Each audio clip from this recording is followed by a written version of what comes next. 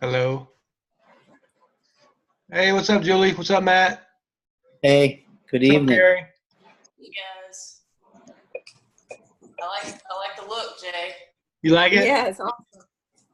I just came from a group run at a brewery that I won the costume contest. Oh, Apparently. Nice. I Hey, guys, was give me the one second. I'm Richard I'm on- Simmons. Give me 1 second. I'm on the road and my kids just called me. Give me a minute and I'll be right back. okay. Okay. I'm good. Are you guys Yeah, I won I was Richard Simmons. I got a whole full-on sweated out shirt on and everything underneath this cool over there. How y'all been doing? Good. Tired. Yeah. So I think this one's, I don't think this one will take us very long to knock out tonight. I don't think so either. I hope everybody had success on their app sales. Yeah. Good. Yeah. Glad to have one down. I know. Yeah. Yeah, I mean, really, man, they give us a great formula to just boom, boom, boom, boom, boom, knock it out, right? Absolutely. Yeah, I think the process was pretty good. Yeah. Matt, what school are you at again? I'm at Parkwood Middle. It's in Okay. Monroe, North Carolina. That's in Union County, right? Yep. Yeah. Okay. A buddy of mine teaches at Monroe Middle School, and I was talking to him about you the other night, and he said his school's pretty wild. Yeah, they did some boundary changes because the county's growing. Yeah. And we got some of the kids from Monroe Middle, and then some of our kids went to the other side, which is the southern part, which is Cuthbertson, which is basically the affluent, more Right. newer. And we got some of those Monroe kids. They're good kids, but they're very tough. They're a lot like inner city kids. You have to know how to work with them. Yeah. They have trust issues, but I worked at different schools, so it's some of these teachers are having like a nervous breakdown over slight classroom issues. When I've dealt with high school level kids. I taught a class about 5 years ago. They called the program Second Chance. They were all kids they'd been in jail, and they were being given one last chance to turn it around. So Yeah. these little middle school punks aren't really they're not really scaring me too much. Right. Right. That's cool that they're all blending in, though. I bet. Yeah, I think it's a great school, to be very honest. It's my first year Yeah. teaching middle school, and I think the kids crack me up, to be honest. I think it's funny. They're so corny because they're so immature. Yeah. Well, it's a change from high school for sure. I don't know. Julie, you settled? You good? Is everything good at you? I've been on the road for like 3 days and my kids are at home with my mother-in-law. One of the girls just got braces yesterday and I wasn't at home for that, which is okay because I don't do 3 things. And one of them is teeth. Yeah. I don't do dentists and teeth. So they were just giving me a really quick update before they went to bed, and then I'll see them tomorrow night when I get home. Right on. Carrie, all good with you? Everything's good. Where's Kelly at? Right here. Hanging out in the dark. I'm here. I'm in the dark. All right, cool. Probably a good idea. It's been a long day. It's fine. I think this is I don't think this will take us that long tonight, so let's just roll with it and everybody go to bed and get a good night's sleep. So can I ask a couple of questions before we get started? Sure. So my understanding is the APSL final draft is due this week. Like everything should be done and submitted before we start the APTEL next week. Yes?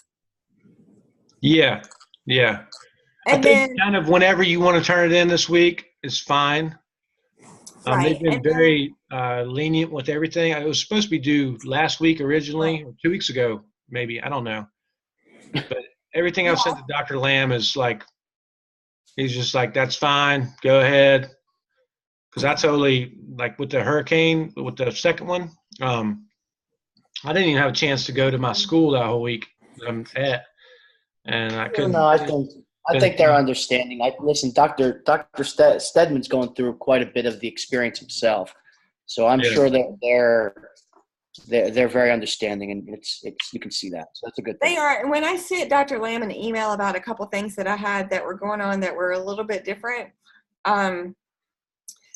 he said, you know, the due dates on this, because we're going so fast, we can fudge with them a little bit, so long as we know that you're working and you're in contact with us. So just get everything.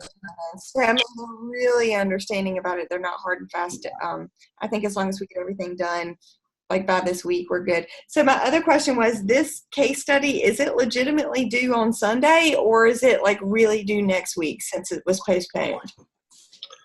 I went ahead and did the questions, answered the questions. And honestly, it took me like 30 minutes to read it and answer them. So I'm a little confused as to what they're for. Are these questions for summing up the AppSell? Is that what we're doing these questions for? I guess so. I think we just have to do 2 case studies this semester, and one is right now, and one is I don't know, whenever the next one is. But I think we've got to do the questions, and then we've also got to do a summary of the case study, and then of our Zoom call tonight too. Yeah. Yeah. Kind of summing up the experience of the AppSell, basically. Okay. Because I didn't do the Zooms because I got sick, and then I got his email, and I'm like, well, what is this? So it kind of confused me a bit. No, I don't even know about the summary of the AppSell. I think all we're supposed to do on this is that the summary of the AppSell a separate thing, or is that involved in this case study? No, it says, let's see, during the case study Zoom session, each member will share their written responses, and the group engages in scholarly discussion of the responses led by the Zoom master. That's you. A group consensus is desirable but not required of the scholarly discussion. And then number 4 is each candidate will write a 1-page, 2-part reflective summary of both the case study and the case study Zoom session. Yeah. That came from Dr. Stedman, correct? Yeah. And it's on the case study tab on the class, and you can look up 601 case study directions, and it has these 4 directions. Okay. So it's just a 1-page review after tonight on the case study. That's part 1, and then what we discuss in the Zoom session. Yeah. So all we're doing tonight is we're going to discuss this case study. You're going to write a summary of what you got from the case study, and then a summary of what we discussed right now, and that's it. Yeah, and I guess our discussion right now is of these questions that we are. The 4 questions, yeah. Right. So, So we ready to start? yeah, let's roll. Yeah, let's get moving. All right. So, All right. the first question was, what do you think of the way James handled his particular situation, considering his limited background? Okay. All right. So I really like the way that he brought the faculty on board, both the planning of what he did, and then of their discussion of trying to find solutions. I thought that gave his faculty ownership over the issue, especially since they already had respect for him in the culture of their school. I liked how he went and both took advice from the superintendent, but then sought out experts in the field. Because he was so limited, I felt like he empowered his teachers and the experts that way without being too proud as a new teacher leader or an emerging principal leader. And then I also like how we went into the classrooms. I think we oftentimes, especially in high school, we miss out on administrators in our classrooms just to be in our classrooms, to see what we're doing and to either celebrate our successes or give us constructive feedback.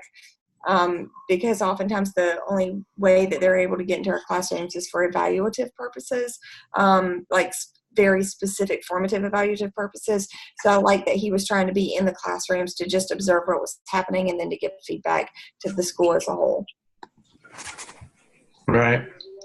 Yeah, I kind of wrote the same thing on mine, honestly. That I was glad that he was on board with letting the faculty know that, hey, you know, I'm not the expert on this stuff. We need to do it together.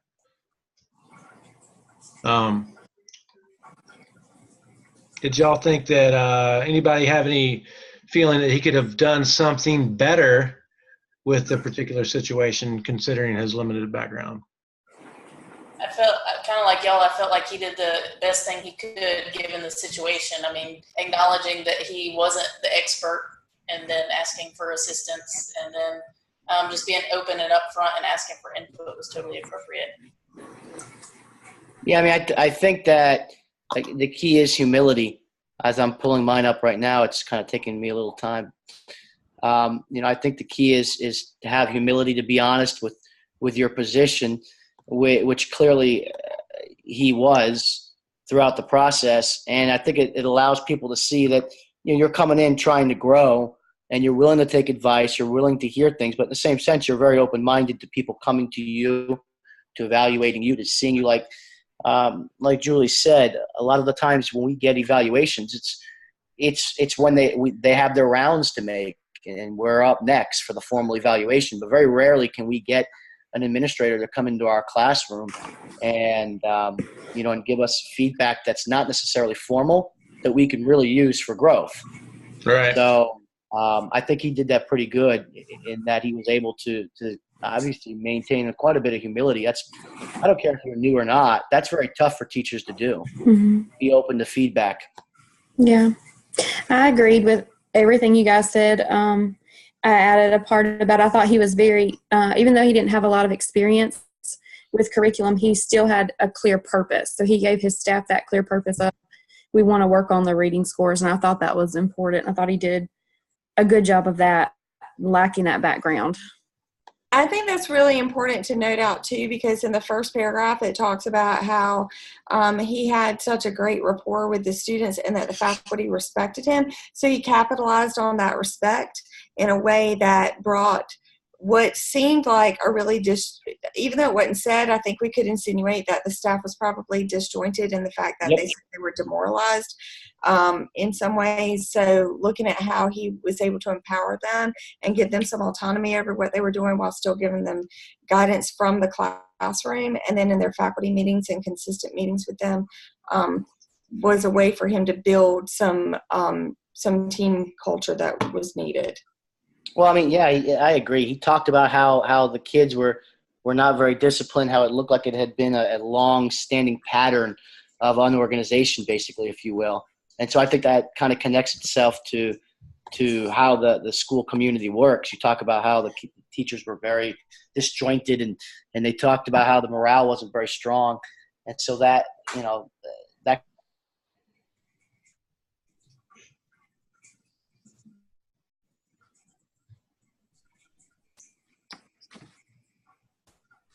You got everybody good? You kind of cut out on me for a minute.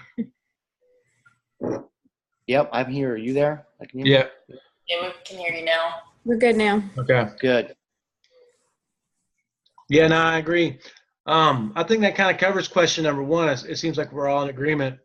Numbers 2 and 3, I honestly think kind of roll together.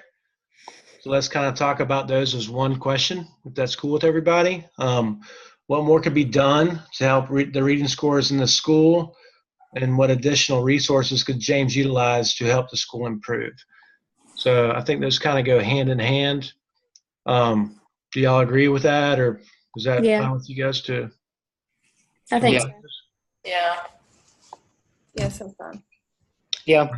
So for me, like the one thing I did question about the way James handled everything was he was looking to the superintendent and then looking straight into his school. And there was not much going out and finding what was going on in other schools that might be successful, from what I gathered from reading those. Like, I do question was his reading coach, if she was the same reading coach for this whole time, maybe she needs some support. Maybe she needs to go get some more direction as to how to improve the classroom, because I didn't see them going outside for guidance. Am I wrong? Yeah. I think our APSEL has given us some. I mean, they really have pushed going and looking for best practices that are being used in other places, and that's not something necessarily that he did. He just relied on the resources that were at hand that he was to, which I think is what you were talking about. Right. But being able to dig in and look at research. It did say that they went to local reading conferences or something like that. So that's good, but we didn't really see what was the outcome of that. Mm-hmm. Yeah, I had said something similar too, just about, he was so quick to just trust whatever his reading coach advised rather than kind of looking into it himself, and certainly going to visit other schools that have successful reading programs. Mm-hmm. Definitely benefit from that. So along the same lines there. All right. I thought one of the most interesting sentences in the whole thing was actually in the last paragraph. The first sentence says, "Over the next few years." Yeah. Reading scores they're going to try to improve. Yeah. So that to me is really telling. I mean, they had positive outcome. It looked like they were probably building some school culture that was not there, that was positive. But why? And I know progress takes a lot of time, but why did over the next few years scores began to improve? Why not show significant growth? Yeah, like what is it that is not going to happen for 2 or 3 years for it to happen? And again, you made I don't remember who did, but you made the recommendation or the comment about how Clarice suggested that he go to reading conferences. But I'll take it a step further. I don't even think it discusses if he did go. And so again, the whole beginning starts about how the school has a lot of issues that they're trying to overcome. And for you to then turn around and support your growth statement, if you will, by saying that you relied heavily on this curriculum reading coach and you relied on the resources that were already in place. And then you finish that up by saying, in 2 or 3 years, we hope to see some progress. That's just, to me, that's not aggressive enough for a school that needs growth now. Especially if they're rock bottom, you ought to be able to move the needle a little bit faster. I agree. Right. Can't go anywhere but up. And I just mentioned, kind of piggybacking on the same thing. I think it said PLCs met monthly, or not even PLCs, but maybe just they were faculty meetings. Yeah. So I thought maybe, at least meet once a week, honestly, to get data and see, like you said, Julie, let's see if we can get this moving, growing a little quicker. Yeah. So some of the things that I said, the question too was what more could be done to help, is that maybe give the teachers some focused professional development first, especially those reading teachers, so that we know that they know their curriculum. That's been an issue in my particular district, that when we first rolled over into some new curriculum, we really focused on making sure the teachers know the curriculum, not just are teaching the way things have always been taught, but with new leadership or a new approach. And then once you do that, to move beyond just test prep, because it does seem like they focused a lot on test prep, and I don't know that I really agree with that. But maybe you could move into some more innovative things with reading, like looking at reading across the curriculum, looking at whole school reads, or having reading buddies, reaching out into your community and trying to get the Chamber of Commerce or some other interested stakeholders to come in and do reading programs with your students in your classroom. Because what I also, the second thing that really stood out to me in addition to that last paragraph, that first line, was his comment now that reading is going in the right direction, not that we've gained like significant gains, but it's going in the right direction, I'll add math, science, and then social studies. How many years is it going to take to move the needle on all Right, of these? right. Yeah, that Curricular things where you're showing people what to do with it, and like, I don't want to say tricking them into doing what you need them to do, but like killing multiple birds with one stone. well, the key is, you're new teachers. Okay, every one of us, we've been there. We know what it's like. We know the stresses of the process. And you made a very good, a very valid comment. What are they doing to make sure that the teachers that are coming in, that they're doing the right things for these kids, that they're being taught? Because when you're a new teacher, you're just trying to get through the class. Let's face it. You're trying to get through your day. You're trying to figure it out. And a lot of times you're flying by the seat of your pants. Well, But and if their mentors are the old mentors who are doing the and they're negative, you're they're just negative. like perpetuating the problem. Correct. They're set in their ways. They're not giving them positive examples. They're probably doing things that they did 15 years ago. So again, there needs to be a much higher sense of urgency at a school like that. Yep. I think also there's no comment on technology, and I don't know what their resources are, but I mean, we focus a lot on trying to use technology that could be used for either personalized learning or student engagement. Like, what other things are not being said that could be brought into the equation? Yeah, no, I kind of wish this was like about 4 or 5 more pages of stuff so we knew exactly what was going on, because it's kind of vague. But I do worry about their math scores and Carrie, were you saying something? I couldn't hear you. No, I was just agreeing with what y'all were saying. Oh, okay. Same thing like Jay saying, if you focus so much on the reading, then typically your other scores they're going to make no growth or possibly regress. So, I mean, putting all your eggs in one basket isn't going to be a good thing long term. Right. I mean, we used to incorporate reading because reading was one of our tough things. And, the Title I schools that I taught in, and in teaching math, I would also be teaching reading at the same time. Strategies of reading word problems pretty much and comprehension. But there's no mention of that anywhere in this couple pages that we have, right? There's so many programs. You have Myon, iReady. There's reading programs. You can change the kids' Lexile levels based on how they perform. Are they a low performing first grade, second, like if it's a middle school? Like, what type of comprehension? There's no mention of anything. How can you grow? Even in high school, if you're using like Newsela, you can adjust the Lexile score. Oh, yeah. Oh, yeah. Tons of stuff that you can do. And you can give them assessment quizzes that they provide. I mean, there's so many things you can do. Mm-hmm. And like they have those questions in Newsela that they're embedded within that they have to answer before they move on to the next part of the text. One of the things that we do a lot in my school and in my district is we partner a lot with people in the community so that there's a sense of relevance to what the lessons are. We've really done a great job of doing that in the last 6 or 7 years. One of the biggest things that I ever did was go and tour a local company called Trelleborg, and it's a Swedish company.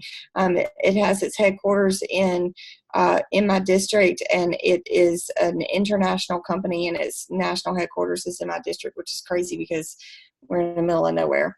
And they're like a huge company that you wouldn't, but you wouldn't be able to function in your day without them.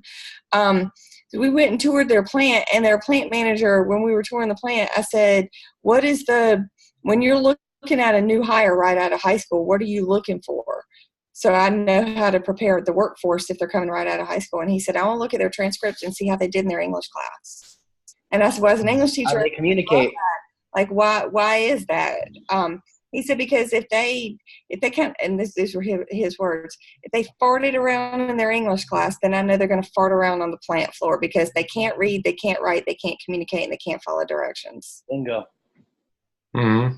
To have that kind of conversation with a kid and from somebody who's going to hire them and give them a job that pays more than it pays me as their classroom teacher is like more valuable than any other lesson that I can give them. Right. Yeah. Well, I would end on that. That was pretty powerful. yeah, boom. Boom. Drop the mic, Julie. Stop right there. Move on. We're done. Where's question 4? Yeah. All right. I mean, I think all of it all kind of ties together. I think it Yeah. ties together Yeah. what you're just What talking. could be? What could he be? What could he, Sacrificing, if anything, by placing an extraordinary emphasis only on the reading program. Well, I think he's missing out on those other opportunities to incorporate reading across the curriculum, but Yep. also increase those other subjects while he's increasing reading. I mean, I'm a social studies teacher, and in my school, reading is what we're doing. We're living and dying Absolutely. by reading growth. I do Myon in my room. It's a program that I'm piloting, that I did the training for. It gives the kids, you can create folders of content. We're talking about right now human rights. I've created a folder of 5 different articles. They can choose the article that they want to read. Then some days we go to the News ELA. Then some days we do little iReady to see if they're growing. So we're not just doing assessments, but we're doing progress monitoring. There's so much you can do, and there's endless amounts of stuff that's available. And you don't have to limit yourself to a reading teacher or an ELA teacher. Science can do the reading in the content area. Every subject can, because there's vocabulary in every subject. Well, I'm going to tell you, in a high school class, like if you're looking at the indicator for how kids are going to go to college, if all juniors are taking the ACT, on the reading test for the ACT, there is 1 literature passage out of 4 passages. The others are humanities, social science, and natural science. So you've got to be able to read those other disciplines in order to be able to be successful in the college classroom or even in the workforce. So it's not just about reading Shakespeare and poetry anymore. It really is about reading nonfiction texts that are going to be beneficial, texts that are giving directions, texts that are analytical in the regular world. So, I mean, I don't know. This case study that we're doing here, I don't want to be too negative, but I have to tell you all, I think it's lacking a whole lot. I mean, they're just a whole lot done. So the first time I read it, I really thought, oh my God, he's doing a great job. But I'm also in the middle of doing a study on culture change in a school system. So I thought he did a great job on that. So I had to go back through and read it 2 or 3 times in order to really see where some of the gaps were. Mm-hmm. True. It's a good point. Yeah. Yeah, And I have to also keep in mind that he's a relatively new teacher. He's doing the best he can. Well, he's The a fact new that he's in there administrator. trying He's to been a put an teacher effort for in. 17 years. yeah, he's been a teacher in a has well-respected he? one. And he's coming from physical education, right? Mm-hmm. Yeah. So I think yes. that was part of the disconnect there, was he was coming from a completely realm, Yeah. That's and he just Good didn't guy. really have the background on that. And I think just the biggest takeaway for me was, Doing jumping jacks. I think jumping jack. I think they would have done better to build teacher capacity by just laying the foundation for best practices. If they could get those teachers to be doing best practices in whatever it may be, reading, math, science, social studies, and then cross curriculum, like somebody had mentioned before. But yeah, at first read, same thing. I was like, oh yeah, he's doing a pretty good job. But then when you really think about it, it's not there. it's got Well, I think we were all of us were thinking he's doing an awesome job because he's owning up to his, Trying. not to his not being able to do certain things, or not owning up to his expertise on reading that he doesn't have any, and letting the faculty know that, which I think was a really great thing to do. Like that was where I was like, oh man, this would be a great principal. Like he's. And the district, when I first read it, I was like, did they really pull him from physical education? And then give him this Is task. this real? Yeah. And then on top of that, they give him this daunting task. Where he's trying to resolve this problem that is not really a problem; it's problems. So, Right. What I would say though is that when you look at what this school was, the main thing that was put up in, okay, so I'm a literature teacher, so I'll look at what's put in the beginning first and then what comes next. The problem in that school was it was a hot mess. The second problem was their reading scores sucked. So when you look at the hot mess portion of it, he did a great job at resolving what that was. And you've got to have teacher buy-in for you and what you're doing and what Community buy-in. before you can actually be able to address the real issues. So he did a great job with addressing what that school culture was and really trying to change it by getting those teachers on board with what his vision was, and they wanted to resolve it. Now, it took forever to do it, so what could he have done to bridge those gaps? That's where we don't have the story, but what we do have the story for is he changed the culture and the dynamic of that school. Yeah. Yeah. Yeah, he was great with the relationship piece, absolutely, but left lots of And things.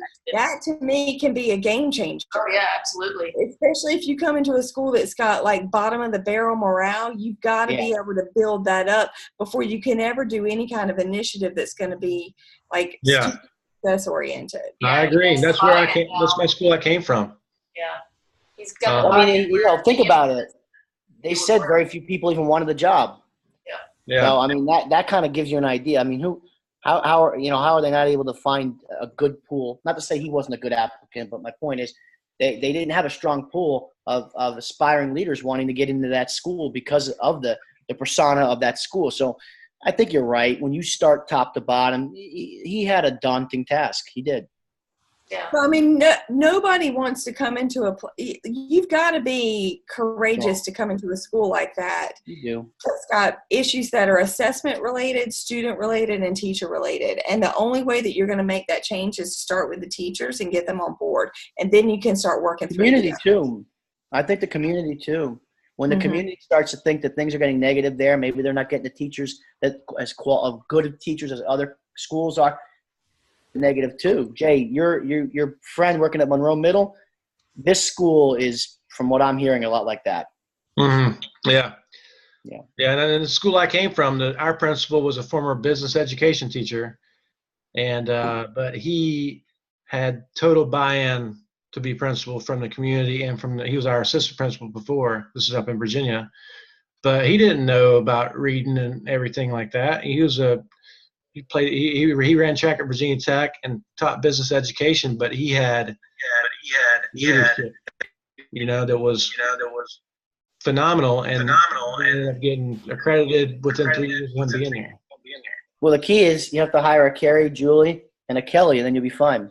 Hey man, I think we should all start our own charter school. Let's start our own school. Yeah. So Just like this. yes, please wear that every day. I'll give you this really quick, short story. We had a great school culture in my school, and we had an assistant principal come in, and she came in like gangbusters, and she was like, I see all the problems in the school, and here's how I'm going to fix them. And she did that before she ever built a relationship with any one single teacher. And what she did was she alienated herself to teachers who didn't know what the school was before. Not that, really, but you don't know what they've worked on.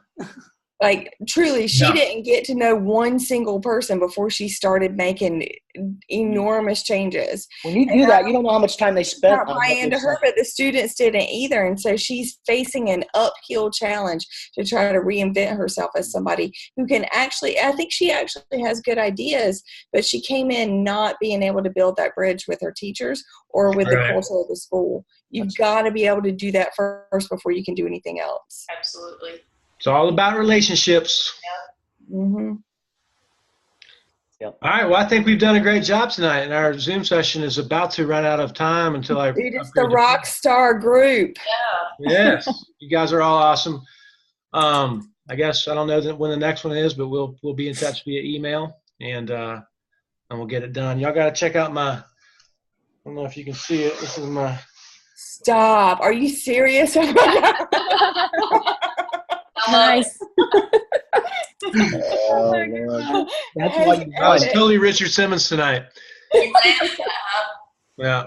Did you get all jumpy and You stuff? got the shorts too? Oh yeah, I can't show those right now. I might not get hired as a principal anywhere. Oh my God, that's hilarious. Oh man, gotta have a little fun. Well, you guys have a wonderful night and a wonderful weekend, and I guess this is about it for this week that we have to turn in, right? I think so. Are you going to post the link for us? Say what? Will you post the link for us? Yeah, once it takes a while to record, but I'll Yeah. either do it tonight or in the morning tomorrow. Thanks, Richard. Thanks. Awesome. Have a good night. Yes, and go, and 1, and 2. Touch tape. I'm done. All right, guys, peace out. Have a good weekend.